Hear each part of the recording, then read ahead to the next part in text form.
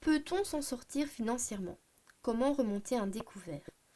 Ce sont des questions que je me suis posées à un moment de ma vie où c'était très compliqué pour nous financièrement. Donc dans cette vidéo, je vais vous raconter un petit peu notre parcours de vie avec mon conjoint, les grandes étapes qui ont fait que nous nous sommes retrouvés dans une situation financière délicate, ce qu'on a mis en place pour s'en sortir, et vous saurez en fin de vidéo si ça a été fructueux ou pas.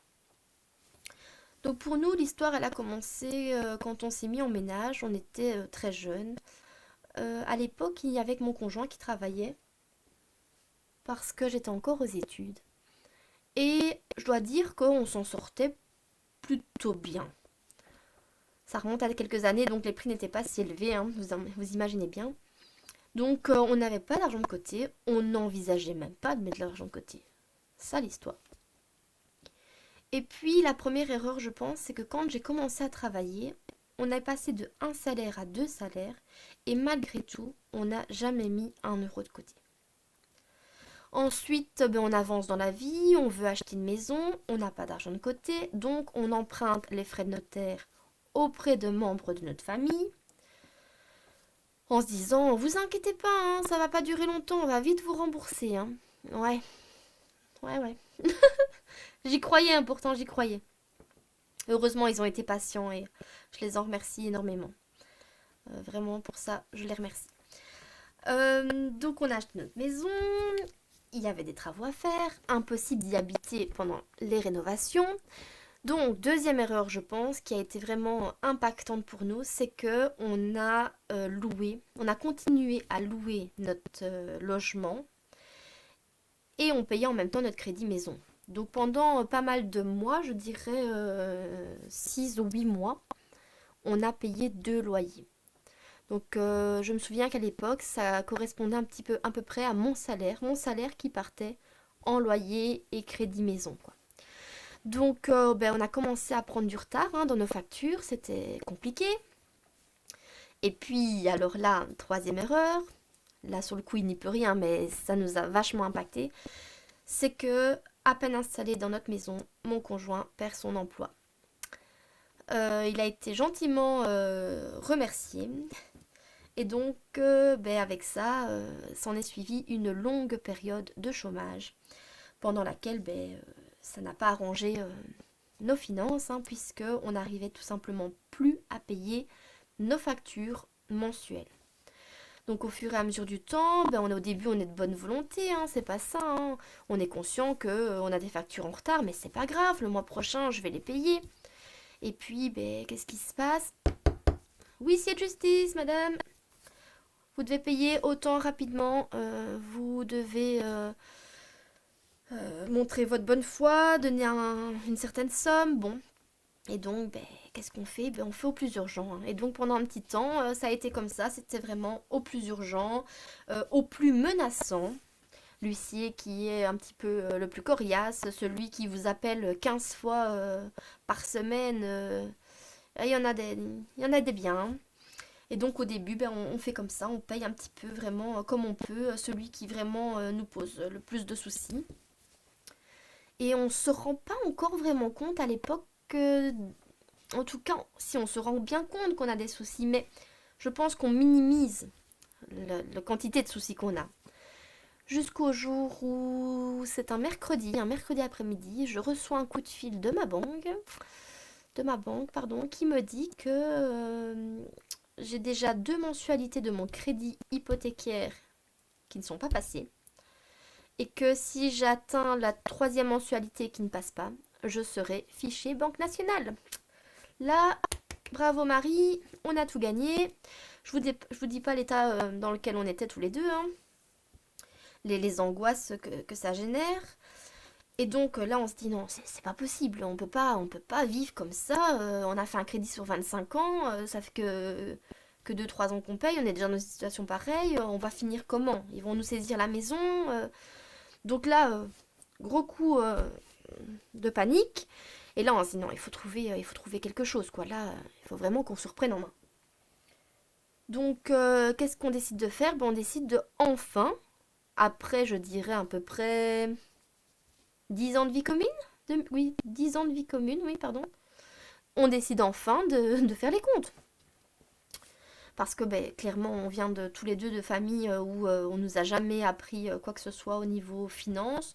On vient de familles modestes déjà à la base, donc ben, il n'y a pas vraiment d'éducation financière, quoi. Donc on avait tout à apprendre.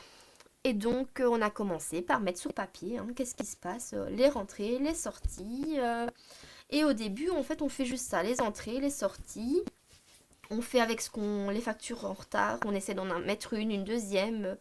On a déjà listé toutes nos factures en retard, chose que je ne faisais plus, hein. J'avais tellement pris peur de ma boîte aux lettres du facteur que je n'ouvrais même plus le courrier à un moment. Pour vous dire, je pense que quand financièrement on a atteint un niveau un peu élevé de galère, on est un peu dans un espèce de brouillard qui on réfléchit plus de manière cohérente, hein.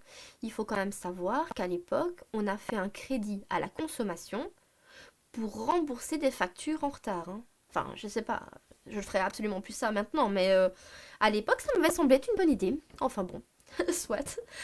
Euh, donc, on a mis en place donc les entrées, les sorties, et puis, ben, en fait, ça marchait pas du tonnerre, quoi. Et c'est là que vraiment on a découvert le système des enveloppes et qu'on a mis en place donc vraiment un vrai budget parce que qu'est-ce qu'on faisait par exemple pour les courses?